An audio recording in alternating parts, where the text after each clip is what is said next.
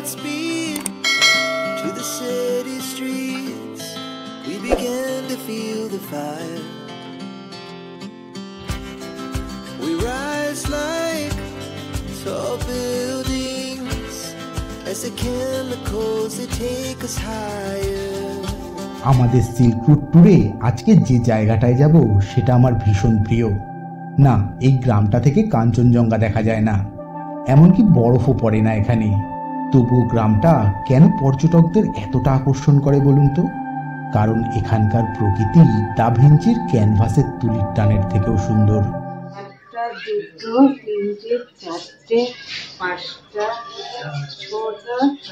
Silk রুটে ৮,০০০ foot উচ্চতায় জুলুকের ঠিক নিচেই রয়েছে পদমচেন গ্রাম। ট্যুরের তৃতীয় দিনে আজ আমরা সেখানেই যাব। আগের দুটো এপিসোডে দেখিয়েছি এনজিপি থেকে ডেলো পার্ক ঘুরে সিলারিগাঁও যাওয়ার কাহিনী।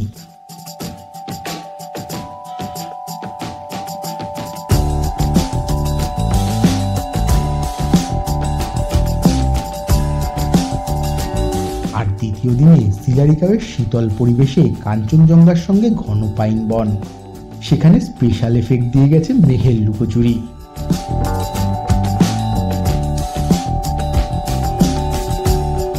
ঋষভে গিয়ে ছাঙ্গে ফলস, ঝর্ণার স্বচ্ছ জলে পোজ দিয়ে প্রেমের গন্ধ গায়ে মাখা।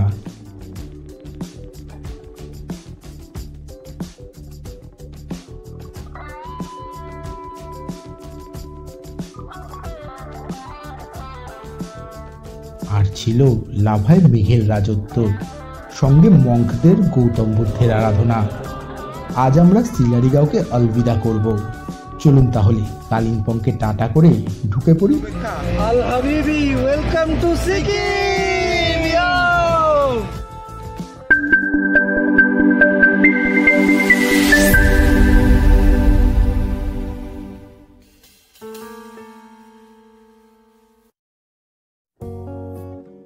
ট্যুরের তৃতীয় দিন সকাল হতেই মনে হলো আকাশ আগের থেকে একটু পরিষ্কার হয়েছে।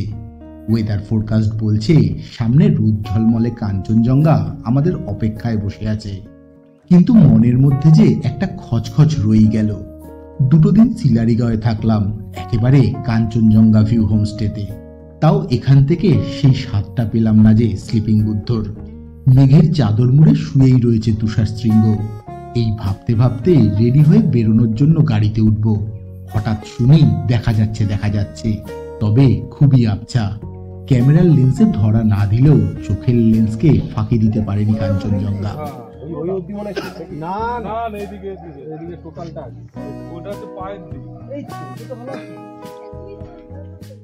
যাই হোক, এবার আমরা সিলারিগাঁওকে পিছনে ফেলে এগিয়ে চললাম সামনের দিকে। এতটাই ভালো সিলারিগাঁও যখন থেকে ঢুকেছি তখন থেকে ভাবছিলাম কখন আমরা কাঞ্চনজঙ্ঘাটা দেখতে পাবো। ওয়েদার খারাপ থাকার জন্য আমরা কাঞ্চনজঙ্ঘাটা দেখতে পাচ্ছিলাম না, কিন্তু যখনই আমরা লাগেজটা সিলারিগাঁও থেকে বেরোনোর আগে যখন লাগেজ লোড করা হচ্ছিল শেষবার, ঠিক কাঞ্চনজঙ্ঘা, দ্য মাইটি কাঞ্চনজঙ্ঘাকে দেখতে পেয়েছি। বুদ্ধ পেডং পেরিয়ে পাকা ঝকঝকে রাস্তা পার করে গাড়ি এসে দাঁড়ালো চেকপোস্টে। সেখান থেকে পারমিট চেক করিয়ে আমরা ঢুকে পড়লাম সিকিমে। Welcome to Sikkim, welcome to Sikkim.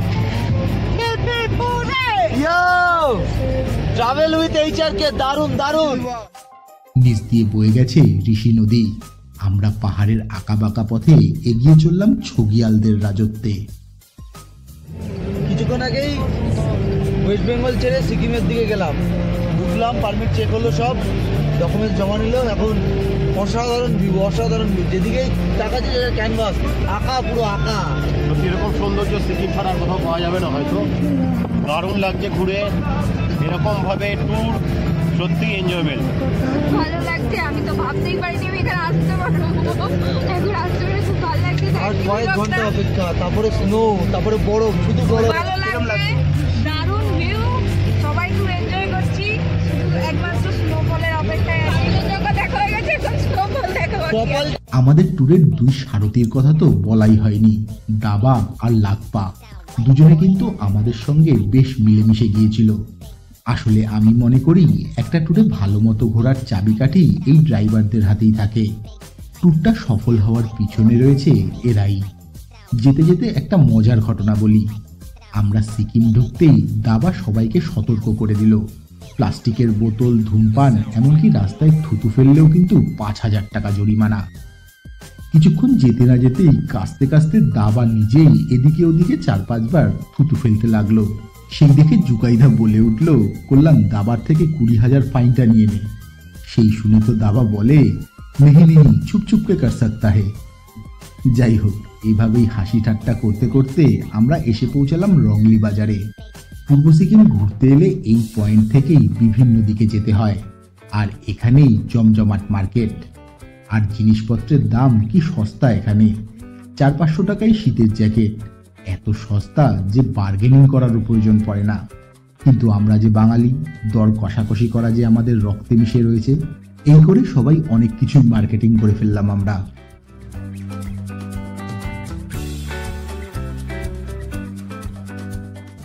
আবার ছুটেছে গাড়ি পাহাড়ি পথে। আজকের গন্তব্য পদমচেন। কাল আমরা যাব সিল্ক রুটে বরফ দেখতে। রাস্তা খোলা, তাই বাবা মন্দির থেকে কুপুপ লেকের হাই অল্টিটিউডে পৌঁছে যাওয়া যাবে। আচ্ছা, গাড়ি এসে দাঁড়ালো আরেকটা জায়গায়। এখানে পারমিট চেক করার পাশাপাশি সিকিমের নতুন নিয়মে প্রত্যেকটা গাড়িকে 500 টাকা দিয়ে অক্সিজেন ক্যান কিনতে হবে এখান থেকে। गवर्नमेंट ने मैंडेटरी किया है। पहले तो सिर्फ नॉर्थ सिक्किम में था, लेकिन अभी अभी 2-3 हफ्ते पहले ऊपर में कुछ कैजुअलिटीज हुआ था। कई लोग जो नीचे से आते हैं, जो सी लेवल से आते हैं, लाइक कलकत्ता जो प्लेन से आते हैं ना, सी लेवल से आते हैं, तो उन लोगों को थोड़ा दिक्कत होता है कि हाई ऑल्टीट्यूड सिकनेस का दिक्कत होता है, लेकिन उन लोगों को पता नहीं होता है। तो हम लोग गवर्नमेंट ने वो बात देखते हुए ये इधर में भी अभी 3 वीक्स पहले से अभी मैंडेटरी किया है। ऐसे गर्नु चाहिँ यस्तो हुन्छ यो, खोल्यो, खोल लीजिए। इसके बाद इधर में 3 डॉट है, इधर में नहीं है, ठीक है। एक साइड पे नहीं है। जो ये 3 डॉट वाला होगा उसको आप नीचे कर लीजिए। उसके बाद नोजल में डालिए। उसके बाद cover your nose and mouth, okay. After that give 1 spray and give 3 to 5 times inhale and exhale, like we do normally, okay? ওকে, ফিরে এসে গাড়িতে উঠে আরেক বিপত্তি। দেখি গাড়ি আর স্টার্ট নিচ্ছে না। এবার কি হবে? সবাই মিলে পাহাড়ের চড়াইয়ে গাড়ি ঠেলা শুরু করলাম। অনেকক্ষণের চেষ্টায় ফাইনালি গাড়িটা স্টার্ট হলো। না, দূরের কেউ তাতে কোনো আপত্তি করেনি। এটা দেখে ভালো লাগলো, সবাই বুঝেছে যে রাস্তায় গাড়ি খারাপ হতেই পারে, সেটা তো আর কারো হাতে থাকে না। আসলে আমি অনেককে দেখেছি ঘুরতে গিয়ে কোনো সমস্যা হলে সেটাকে সমাধান না করে চেঁচামেচি শুরু করে দেয়, কেন হবে এটা, টাকা দিয়ে এসেছি, ইত্যাদি ইত্যাদি। তবে আমার এই গ্রুপের সবাই কিন্তু এখানেই অন্যদের থেকে আলাদা, আর তাই হয়তো এই ট্যুরে প্রচুর মজা করেছিলাম আমরা সবাই মিলে। যাই হোক, এবার আমরা এসে গেছি কিউখোলা ফলসে। ছিপছিপে লম্বা একটা ঝর্ণা একেবারে রাস্তার ধারে পরিবেশটাকে মনোরম করে তুলেছে।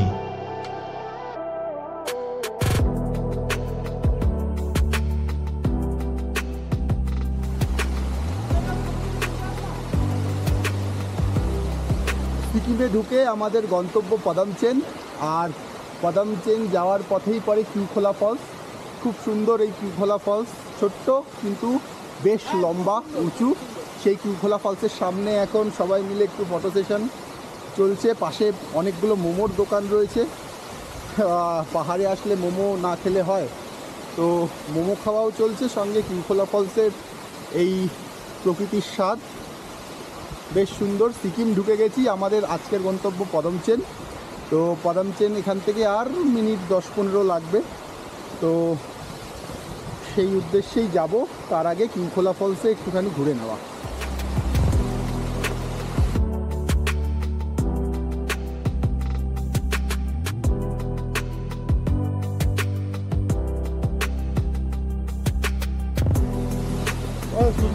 এবার একটু অ্যাডভেঞ্চার যাচ্ছি। ঝর্ণার পাশ দিয়ে যে নদীটা বয়ে গেছে সেই নদীর দিকে।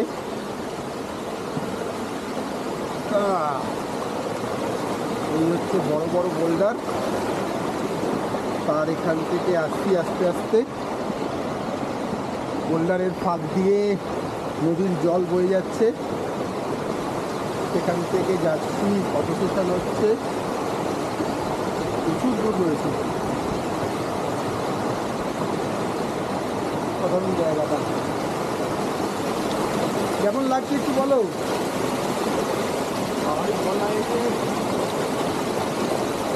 পাহাড়ি বন্যার এই মনোরম সৌন্দর্য সত্যি দেখার মতো, মন ছুঁয়ে যাচ্ছে। আর এই সুন্দর পরিবেশ, সত্যি মন একদম শান্ত হয়ে যাওয়ার মতো। সত্যি মন শান্ত হয়ে যাচ্ছে এরকম জিনিস দেখে।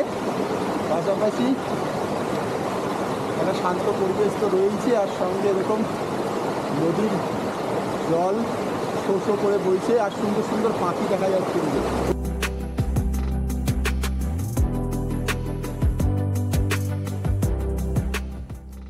ফলস থেকে বেরিয়ে কিছুটা এগোতেই আবার একটা জায়গায় এসে দাঁড়ালো গাড়ি। এখানে আমাদের সবার নাম এন্ট্রি করে জনাপ্রতি 59 টাকা করে দিয়ে তারপর আমরা প্রবেশ করলাম পদমচেনে।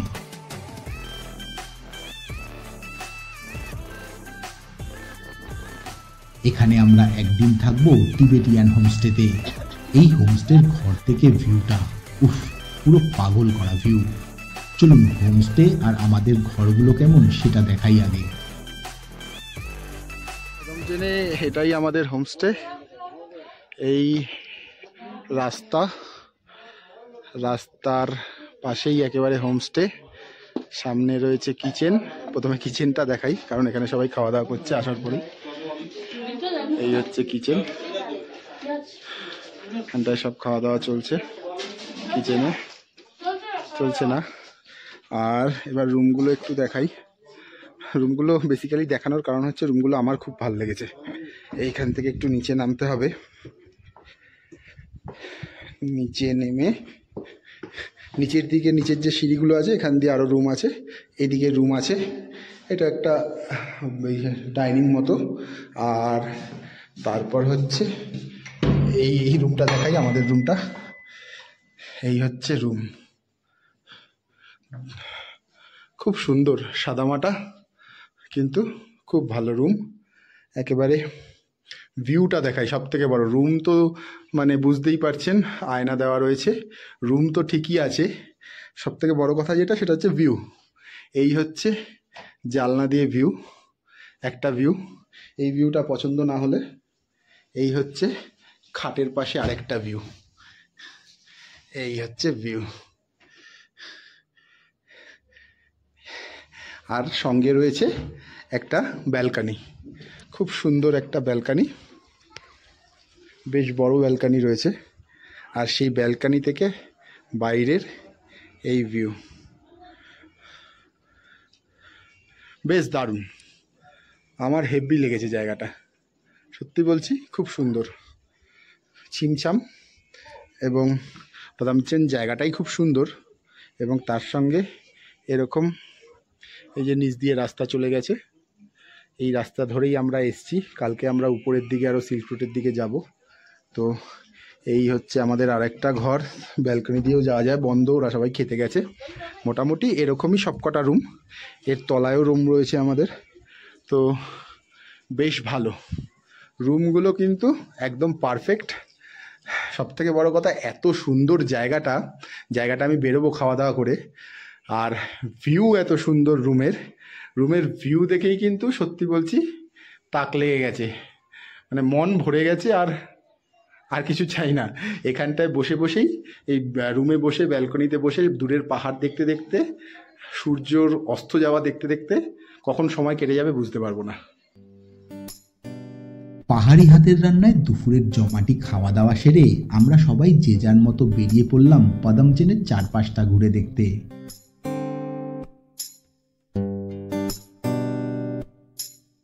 পদমচেনের একটা বিকেলবেলা হাঁটতে হাঁটতে গ্রামটা ঘুরছি। অন্য সব জায়গার থেকে পদমচেনটা প্রাকৃতিকভাবে একটু বেশি সুন্দর লাগছে চোখে। চারিদিকে দূরের পাহাড়, এখান থেকে কোনো আইস পিক দেখা যায় না, কাঞ্চনজঙ্ঘা দেখা যায় না, কিচ্ছু দেখা যায় না, কিন্তু পাহাড় আর তার প্রকৃতি এমনভাবে রয়েছে, সত্যি অসাধারণ এই জায়গাটা। এই জায়গাটা খুব সুন্দরভাবে, আর যেভাবে হোমস্টেগুলো ডেকোরেট করা, দূরের পাহাড়, মেঘ খেলে বেড়াচ্ছে, অসাধারণ লাগছে। জায়গাটা সত্যি প্রাকৃতিকভাবে খুব সুন্দর। তো বিকেলবেলায় বেরিয়েছি এখন আমরা সব হাঁটতে। এখানটায় সবাই রয়েছে, কেউ হাঁটছে, কেউ নাচছে, কেউ ঘুরছে, সবাই মিলে একসঙ্গে এখন ঘুরছি।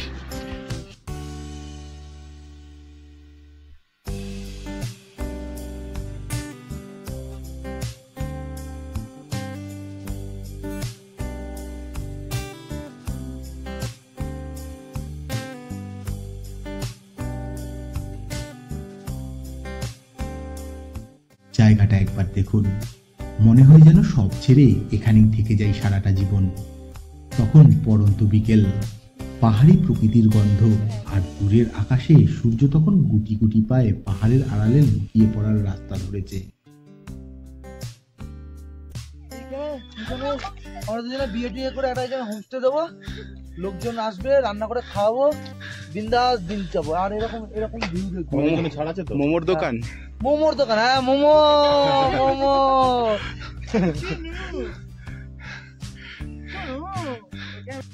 আমরা কয়েকজনও এগিয়ে চলেছি পাহাড়ি পথের বাঁক পেরিয়ে। আসলে আমি 3 বছর আগে পদমচেনে এসে থেকেছিলাম একটা দিন, তাই পুরনো স্মৃতির টানে খুঁজে বেড়ালাম সেবারের হোমস্টেকে। বিকেলবেলা পদমচেনে হাঁটতে বেরিয়েছিলাম রাস্তা দিয়ে। বেসিক্যালি মাথায় ঘুরছিল একটা জিনিসই, যে গতবার যখন পদমচেনে এসেছিলাম তখন যেখানে ছিলাম সেই হোমস্টেটা কোথায়। খুঁজতে খুঁজতে বেশ কিছুটা হাঁটতে হাঁটতে পেয়ে গেছি এই সেই হোমস্টে। এখানটায় গত বছর আমি ছিলাম। বেশ ভাল লাগছে, অনেক পুরনো স্মৃতি সব চাঙ্গা হয়ে উঠছে মনের মধ্যে, ভালো।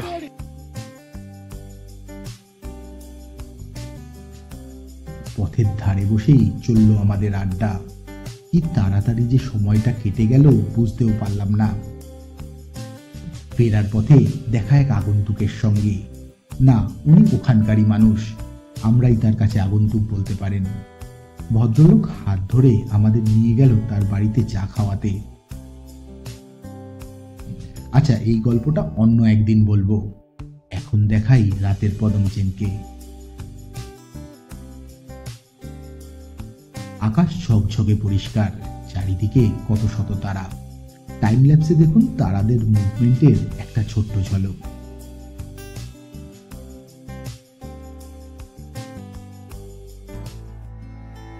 পদমচেনের একটা রোদ ঝলমলে সকাল। এই সকালটা তৃপ্তির। চারিদিকে কি শান্তি। ব্যালকনিতে চায়ের কাপ হাতে সামনের এই পাহাড়, যেন কোনো স্বপ্নের জগতে রয়েছি আমরা।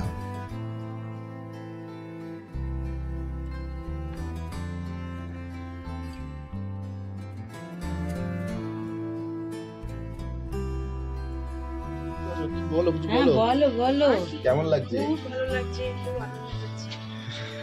পাহাড় কেমন লাগছে? জায়গাটা ভালো? তবে পাহাড়ে অত ঠান্ডা নেই। ঠান্ডা নেই বুঝতে পারবো এবার গিয়ে। সে পরে সেটা বোঝা যাবে, কিন্তু এখানে আমরা ওইখানটা কি জানি স্যালারিগাঁও যেমন ঠান্ডা পেয়েছি, সেই ঠান্ডাটা এখানটায় নেই।